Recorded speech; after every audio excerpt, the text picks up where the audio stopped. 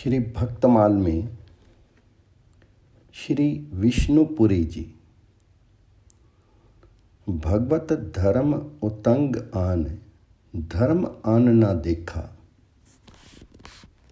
पीतर पटतर विगत निकष, ज्यों कुंदन रेखा। कृष्ण कृपा कही बेली, फलित सत्संग दिखायो। कोटि ग्रंथ को अर्थ, तेरा विरचन में गायो। महासमुद्र भागवत ते, भक्ति रतन राजी रची। कली जीव जंजाली कार ने, विष्णुपुरी बड़ी निधि सची। श्री विष्णुपुरी जी ने कलयुग के प्रपंची जीवों के कल्याण के लिए बड़े भारी खजाने को, भक्ति को इकट्ठा किया। उन्होंने वैष्णव धर्म को ही सर्वश्रेष्ठ माना, अन्य अवैदिक धर्मों की ओर देखा भी नहीं।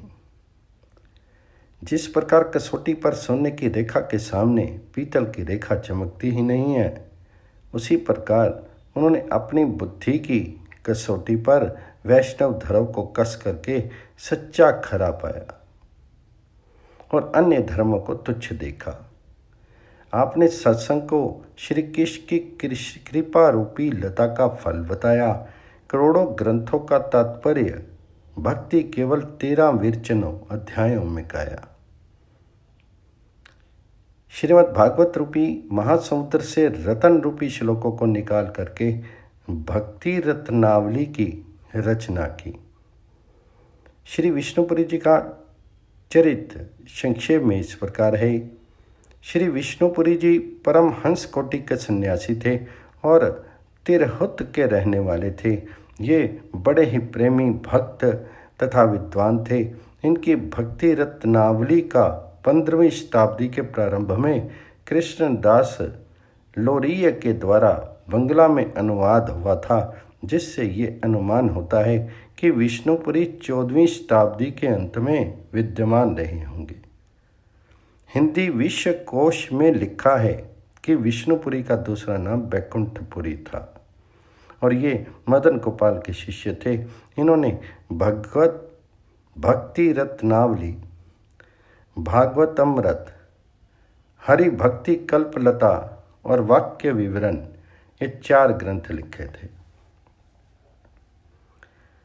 कहा जाता है कि नवद्वीप के महाप्रभु श्री चैतन्य देव और विष्णुपुरी एक बार काशी में मिले थे।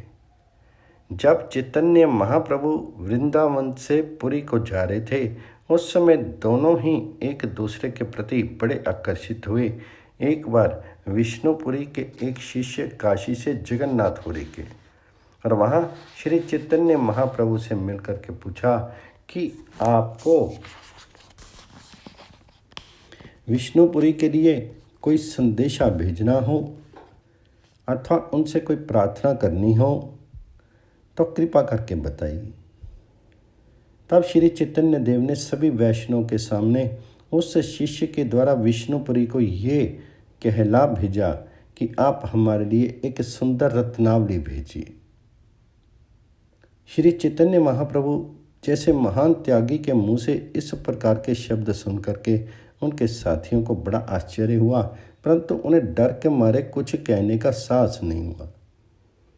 कुछ दिन बीत जाने पर विष्णुपुरी का वही शिष्य फिर जगन्नाथपुरी आया और महाप्रभु के हाथ में एक पुस्तक देकर के बोला कि गुरुदेव ने आपके आदेश के अनुसार यह रत्नावली आपकी सेवा में भेजी है।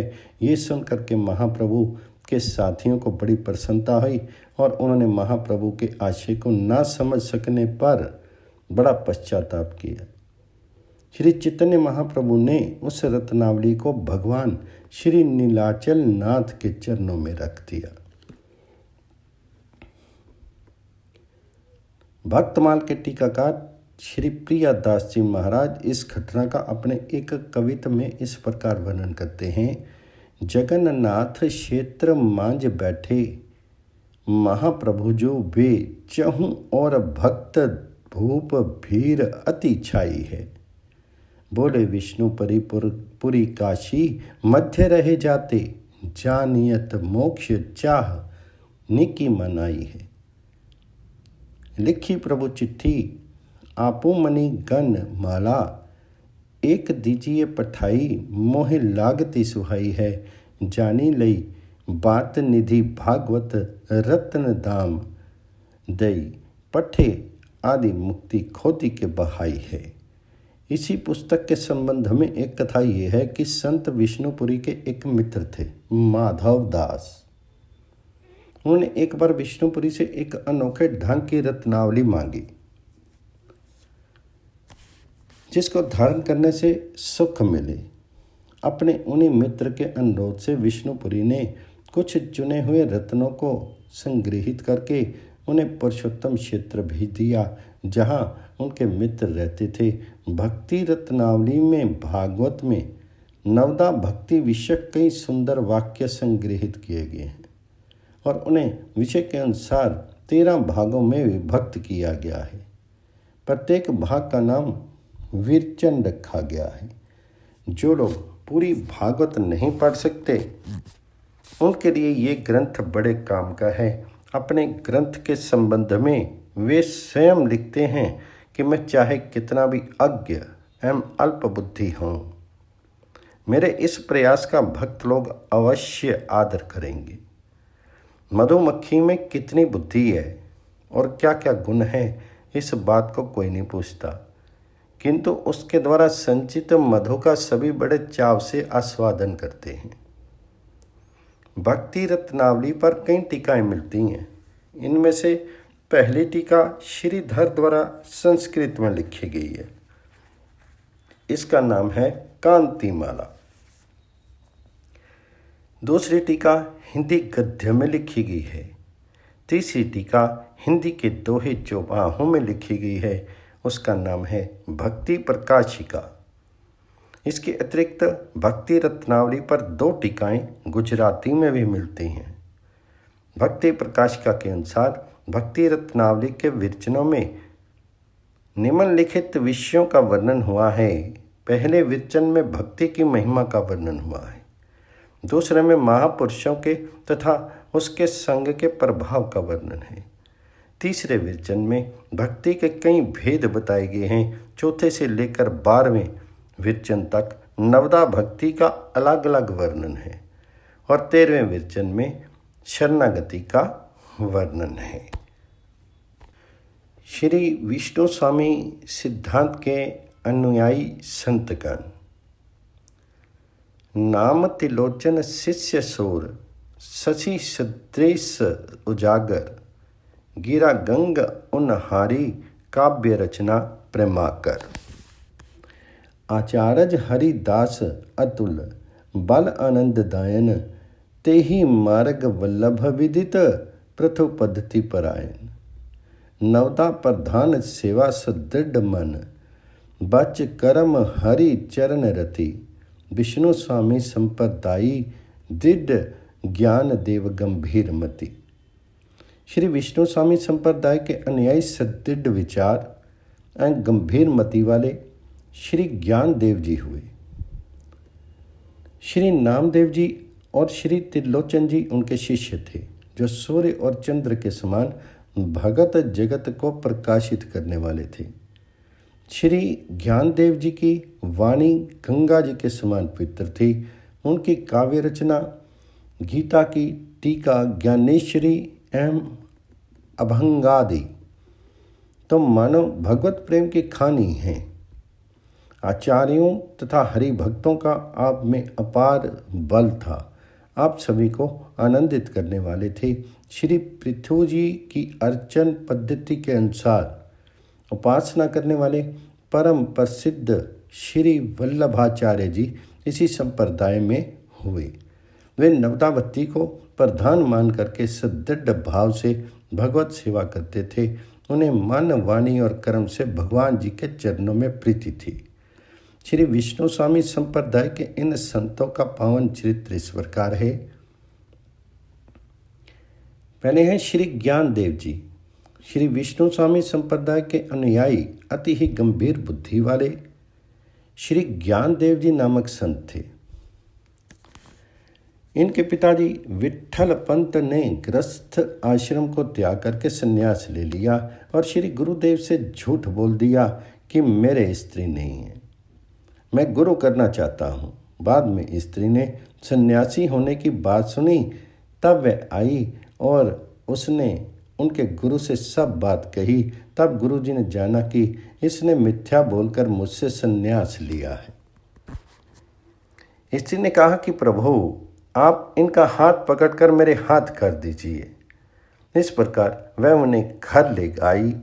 इससे कुटुंबी लोग अत्यंत रुष्ट हुए और इन्हें उन लोगों ने जाति पाति से बाहर निकाल दिया।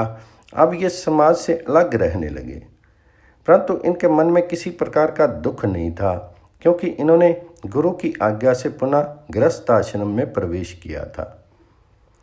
श्री प्रियादास जी महाराज श्री ज्ञानदेव जी के माता पिता का परिचय देते हुए एक कविता में कहते हैं, विष्णु स्वामी संप्रदाय बड़ोई गंभीर मति, ज्ञानदेव नाम ताकी बात सुनी लीजिए। पिता ग्रह त्यागी आई ग्रहण संन्यास कियो, दियो बोली झूठ तिया नहीं गुरु कीजिए।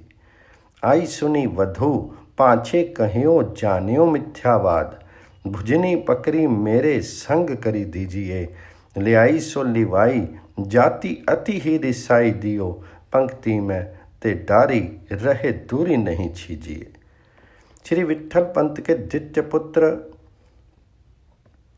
श्री निवृत्तिनाथ के छोटे भाई श्री ज्ञानेश्वर का जन्म संवत 1332 विक्रमी भाद्र कृष्ण अष्टमी की मध्यरात्रि में हुआ था। जब ये 5 वर्ष के थे तभी इनके माता पिता धर्म मर्यादा की रक्षा लिए त्रिवेणी संगम में अपने शिरों को छोड़ करके इस लोक से चले गए थे। श्री ज्ञानेश्वर से छोटे सोपान उस समय 4 वर्ष की और सबसे छोटी बहन मुक्ताबाई 3 वर्ष की थी। इस तरह ये चारों बालक बचपन में ही माता पिता के बिना अनाथ हो गए थे। परंतु इनका चरित्र देखने से ऐसा मालूम होता है कि ये चारों भाई बहन इस प्रकार बाह्यता अनाथों की सी अवस्था में ही नाथों के साथ सकल लोकनाथ का कार्य करने के लिए आए हुए महान आत्मा थे। ये मात्र पितृविहीन बालक कच्चा अन्न भिक्षा में मांग कर लाते और उससे जीवन निर्वाह करते हुए सदा भगवत भजन, भगवत कथा कीर्तन और भगवत चर्चा में ही अपना समय व्यतीत करते थे। इनके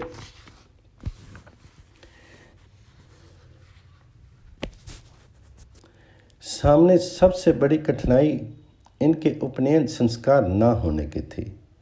उसके लिए आलंदी के ब्राह्मण इन्हें सन्यासी के लड़के जान करके अनुकूल नहीं थे, परंतु इनके साधु जीवन का प्रभाव उन पर दिन दिन अधिक पड़ रहा था। और जब विट्ठल पंथ तथा रुक्मिणी बाई ने अलौकिक रूप से अपने देह विसर्जन कर दिया, तब तो उन ब्राह्मणों पर इनका और भी गहरा प्रभाव पड़ा। उनके हृदय में इन बालकों के प्रति सहानुभूति उत्पन्न हो गई और उन्होंने इन्हें सलाह दी कि तुम लोग पैंठन जाओ। वहाँ के विद्वान शास्त्रज्ञ यदि तुम्हारे उपनयन की व्यवस्था कर दे देंगे तो हम लोग भी उसे मान लेंगे। अतः ये लोग पैदल यात्रा करके भगवान नाम संकीर्तन करते हुए पैठन पहुँचे। वहाँ इनके लिए ब्राह्मणों की सभा हुई, परंतु सभा में यही निश्चय हुआ कि इन बालकों की शुद्धि और किसी तरह भी नहीं हो सकती। केवल एक उपाय है और वह यही है, अपने ऊपर हंसने वाले लोगों को और दे दृष्टि तथा लोक लाज को त्याग कर ये लोग कुत्ते, चंडाल और गौ समेत सबको भूमि पर लेट कर प्रणाम करें और इस प्रकार की भगवान की अनन्य भक्ति करें। इस निर्णय को सुनकर के चारों भाई बहन संतुष्ट हो गए। निवृत्तिनाथ ने कहा ठीक है। सोपान और मुक्ता ने कहा यह बड़े आनंद की बात है। और ज्ञानेश्वर गंभीरतापूर्वक बोले आप लोग जो कहें स्वीकार है। वहाँ से चारों भाई बहन लौटने को ही थे कि कुछ दुष्टों ने उनसे छेड़छाड़ आरंभ कर दी। ज्ञान देव से किसी ने पूछा तुम्हारा क्या नाम है? उत्तर मिला ज्ञान देव। पास ही एक भैंसा था। उसकी ओर संकेत करके एक भले आदमी ने इनको ताना मारा कि यहाँ तो यही ज्ञान देव हैं। दिन भर बेचारा ज्ञान का ही तो बोझा ढोया करता है। कहिए देवता, क्या आप भी ऐसे ही ज्ञान देव हैं? तो ज्ञान देव ने कहा, हाँ हाँ, इसमें संदेह ही क्या है? ये तो मेरी ही आत्मा है, इससे मुझ में कोई भेद नहीं है। ये सुनकर के किसी ने और भी छेड़ करने के लिए भैंसे की पीठ पर सटासट 2 सांटे लगा दिए और ज्ञानदेव से पूछा कि ये सांटे तो तुम्हें जरूर लगे होंगे। तो ज्ञानदेव ने कहा हाँ, और अपना बदन खोल करके दिखला दिया। उस पर सांटों के चिन्ह थे, परंतु इस पर भी उन लोगों की आंखें नहीं खुली। एक सज्जन बोले, ये भैंसा यदि तुम्हारे जैसा ही है तो तुम जैसी ज्ञान की बातें कहते हो वैसी इससे भी कहलाओ। तो ज्ञानदेव ने भैंसे की पीठ पर हाथ रखा। हाथ रखते ही वह भैंसा ओम का उच्चारण करके वेद मंत्र बोलने लगा। ये चमत्कार देख करके पैठण के विद्वान ब्राह्मण चकित स्तंभित हो गए। उन्होंने अब जाना कि ये साधारण मनुष्य नहीं, कोई महात्मा है। इससे उन पंडितों में भी भक्ति प्राप्त करने की रुचि जाग गई। उनका अहंकार दूर हो गया। उन्होंने आकर के श्री ज्ञानदेव जी के चरण पकड़ लिए। भक्तों का सा सरल स्वभाव अपना करके उन्होंने दीनता ग्रहण की। श्री प्रियादास जी इस घटना का वर्णन इस प्रकार करते हैं। भय पुत्र तीन तामे मुख्य बड़ो ज्ञान देव, जाकी कृष्ण देवजू सो हिये की सच्चाई है। वेद न पढ़ावे कोई, कहे सब जाति गई, लई करी सबा, अहो कहाँ मन आई है। विनस्व ब्रह्मत्व कही श्रुति अधिकार नहीं, बोलियो यो निहारी, पड़े भैंसा ले दिखाई है। देखी भक्ति भाव चाव भयो आनी गहे, पाम की ओई स्वभाव वही गद्दी दिन ताई है। एक दिन एक ब्राह्मण के घर श्राद्ध के अवसर पर ज्ञानेश्वर ने ध्यान करके आगंतव्यम कह करके उनके पितरों को सशरीर बुला लिया और उन्हें भोजन कराया। इस प्रकार इनकी अद्भुत सामर्थ्य देख करके पैठण के लोग इन पर मुग्ध हो गए और इनके पास आकर इनसे भगवान नाम संकीर्तन और भगवत कथा श्रवण करने लगे। धर्मज्ञ ब्राह्मणों ने बड़ी नम्रता के साथ इन्हें शुद्धि पत्र लिखकर दे दिया। इसके पश्चात कुछ काल तक चारों भाई बहन पैठण में ही रहे। वहाँ ये लोग गोदावरी में स्नान करते, वेदांत की चर्चा करते, भगवान नाम संकीर्तन करते, पुराणों का पठन करते तथा पैठण वासियों को भगवत भक्ति का मार्ग दिखाते थे। वहाँ रहते हुए ही ज्ञानेश्वर ने श्री मच्छकराचार्य का भाष्य, श्रीमद्भागवत, योग विशिष्ट आदि ग्रंथ देख डाले और आगे जो ग्रंथ लिखे उनकी भूमिका का भी वही तैयार कर ली। इस प्रकार कुछ काल तक पैठण वासियों को अपना अपूर्व सत्संग लाभ करा करके श्री गणेश्वर आदि ब्राह्मणों का दिया हुआ वह शुद्धि पत्र लेकर के आले नामक स्थान से होते हुए निवासे पहुँचे। इसी निवासे में ज्ञानेश्वर महाराज ने गीता का ज्ञानेश्वरी भाष्य कहा, जिसे सच्चिदानंद जी ने लिखा। निवासे से कुछ काल के लिए श्री ज्ञानेश्वर आदि चारों भाई बहन आलंदी चले गए। वहाँ के लोगों ने इस बार उनका बड़े आदर और प्रेम के साथ स्वागत किया। फिर जब ज्ञानेश्वर महाराज अपने भाई बहनों के सहित निवासी लौट आए तब उन्होंने सद्गुरु श्री निवृत्तिनाथ के सामने गीता का सानुभूत भाष्य कहना आरंभ किया। उस समय तक श्री निवृत्तिनाथ 17 वर्ष के, श्री ज्ञानेश्वर 15 वर्ष के, सोपानदेव 13 वर्ष के और मुक्ताबाई 11 वर्ष की हो चुकी थी। ज्ञानेश्वर महाराज ने अपने उस बाल जीवन में जो जो चमत्कार दिखलाए, उनसे सबसे बढ़कर चमत्कार तो यह ज्ञानेश्वरी ग्रंथ ही है, जिसे उन्होंने केवल 15 वर्ष की अवस्था में लिखाया था। संवत 1347 विक्रमी में यह ज्ञानेश्वरी ग्रंथ पूर्ण हुआ था। इसके बाद श्री ज्ञानेश्वर ने तीर्थ यात्रा आरंभ की। यात्रा में गुरु निवृत्तिनाथ, सुपानदेव, मुक्ताबाई भी साथ थे। कहते हैं कि इस यात्रा में बिसोवा खिचर, गोरा कुमार, चोखा मेला, नरहरि सुनार आदि अन्य अनेक संत भी साथ हो लिए थे। सबसे पहले श्री ज्ञानेश्वर महाराज पंढरपुर गए, जहाँ उन्हें श्री विट्ठल भगवान जी के दर्शन हुए और परम विट्ठल भक्त श्री नामदेव से भेंट हुई। तत्पश्चात श्री नामदेव जी को भी साथ लेकर के श्री ज्ञानेश्वर महाराज ने अनेक स्थानों में अपने ज्ञान उपदेश द्वारा असंख्य मनुष्यों का उद्धार करते हुए उज्जैन, प्रयाग, काशी, गया, अयोध्या, गोकुल, वृंदावन, द्वारका, गिरनार आदि तीर्थ स्थानों का परिभ्रमण किया और तदंतर वे सब संतों के साथ पंढरपुर लौट आए। पैंठन आदि स्थानों में श्री ज्ञानेश्वर महाराज ने जो अद्भुत चमत्कार दिखलाए, उनके कारण इन चारों भाई बहन का यश सर्वत्र फैल गया और सब दिशाओं में आर्त जिज्ञासु अर्थार्थी तथा ज्ञानी सब प्रकार के भगवत भक्त एवं योगी यति साधक आदि इनके दर्शनों के लिए आने लगे। बात उन दिनों की है जब ज्ञानदेव आलंदी ग्राम में निवास कर रहे थे। उन्हीं दिनों श्री चांगदेव नाम के एक सिद्ध जोगी राज ताप्ती नदी के किनारे आश्रम बना करके रहा करते थे। उनकी आयु और प्रतिष्ठा बहुत अधिक थी, साथ ही उनके शिष्यों की संख्या भी हजारों में थी। इस बात का उन्हें अभिमान भी बहुत था।